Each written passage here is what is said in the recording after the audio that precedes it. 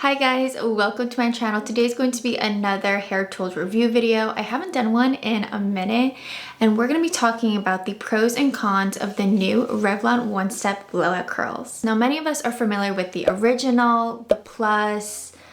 I haven't tried the other ones. There's one that's more flat, more like a paddle brush. That one didn't really interest me, but if you guys want to see a comparison of the original plus, if you want to see a tutorial, I will have a playlist right here all on the Revlon tools. I really do enjoy them, and they're definitely more affordable than some other options. This new tool costs $74.99. I got mine at Ulta. From the award-winning one-step family, the Revlon one-step blowout curls combines a curling iron and a hair dryer to curl your hair as it dries. Heated air flows through vents in the barrel, gently drying and curling in one step. Less damage, more curls. It has all the same features as the plus, so it has the detached barrel, the 4 settings, and a 6-inch swivel cord for tangle-free styling. This barrel is 1 1/4. A triple ceramic coated barrel smooths hair and reduces frizz while styling. I've been testing this product for 2 weeks. I've only been using this. I have been using a traditional curling iron, not a regular blow dryer, solely just this. And if I would have showed you guys my first impression, I don't think I would have been the biggest fan of it. And I think because one, it was so new to me, I have nothing to compare this to besides the other Revlon tools. And then also I really want to give it a proper review with pros and cons. The base is the exact same as the plus, so you can easily take the curling iron off. Same settings like I said earlier, so we have off, cool, low, medium, high. I never use high. I honestly have only been using low these last 2 weeks. Anything higher than that is just way too hot for me.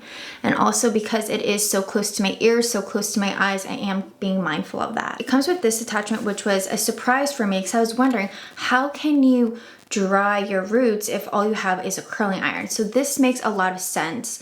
It doesn't work the best for my hair type, mainly because my hair is thicker, my hair is coarse. You guys will see that I use the root comb, I'm not really sure what you call this, on this side, and then on the other side I used this one, which is from the plus. Now you can't get them all together, unfortunately. I wish Revlon would do some sort of like exclusive thing where you can just buy the attachments, but you can't do that as of right now. This does a better job at smoothing my hair. So the more texture you have to your roots, the less likely that this is going to work in really smoothing out your hair. But it is important to have something because there's no way to curl your hair with just using this for your roots. This is my main con just because of my hair type. Now I think if you have fine hair that's more straight, then I think this is going to work for you. Over the last 2 weeks, I've been trying to figure out how to use this product and how it can perform the best.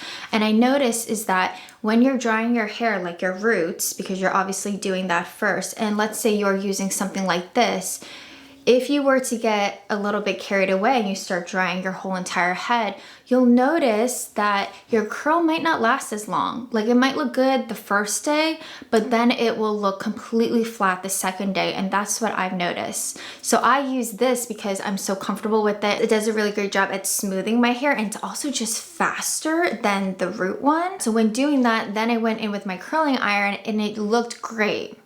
It looked the exact same if I were to have just like kept it down towards the lower half of my head and only use this for my roots. But then the second day, it looked like I didn't even style my hair. And when I style my hair, it tends to last 2 days, 3 days. What I've learned and what you saw on this side of my head is that I really focus this just right here.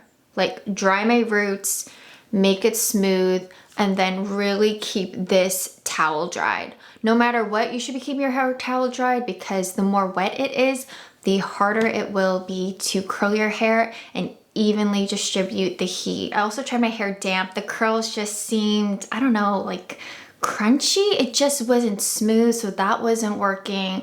And then I also tried a technique where, let me just put this back on, where I would curl my hair. So let me just show you with this piece. I would curl my hair, not turn the heat on, right? So you're curling, not turn it on yet, but then you turn on the heat, right? So you turn it on, I'm not gonna do it now because you won't be able to hear me, but I would turn my heat on now. But what I noticed is that it wasn't evenly distributing the heat to this whole section, so it wouldn't dry completely. So I had a better experience with just turning it on, then doing it, because I could then evenly distribute, because this is how I curl my hair for this kind of loose weight look. So you'll turn it on and then you go like this, and the heat is just distributing a lot better, in my opinion. And then you hold it for about 10 seconds and then you're done. I think this tool does a really great job once you figure out how to work it with your hair type. Now remember, some of you guys might need more product than others. I know people use mousse if you have more fine hair and thinner hair, just so you get that grip. I don't have to use that for my hair texture. I just did a little bit of hairspray, a little bit of oil, and then as far as like wet styling products, I went in with a leave-in conditioner and then a heat protecting spray. My last negative to this product is that it doesn't smooth out my hair as much as I would like to, especially since I'm only using this just for the roots, and then the rest of my hair I'm just using the curling iron. It just doesn't look as smooth, but I still think it looks really pretty. The main reason why I love it so much is that you could just take all your attachments for a trip. So I would only be taking this and then I would be good to go, and I love that. It's not bulky, it just is so compact. That's the main reason why you'd be getting this. But is this replacing my regular curling iron? No, it's not. Can I just say I knew this was coming? And of course it's coming right before the holidays because all of us are interested in this product. I think when I reviewed the Plus, it was the beginning of this year, and I was like, they're coming out with more attachments. I know they are. By the time the holidays roll in, we're gonna be seeing another product, and look at that, guys. We have another one. I don't know what else they can come up with for next year. Since I don't have anything like this, I'm trying to figure out like what could they do. To me, the best thing to do is that for consumers, we can just buy the attachments and that's it. Because now I own 2 of these and I really don't need that. And I would have paid, I would think, less than $74 if I only had to do that once. And an attachment, I would think it would be far less than that. Those are my thoughts of the new Revlon One-Step Curling Iron. I hope this video was helpful, whether you are interested in it or maybe you just want to skip on it. If you guys enjoy these kinds of hair reviews, make sure to like this video, subscribe to this channel for more fashion and beauty content. I'll see you guys in another video. Bye!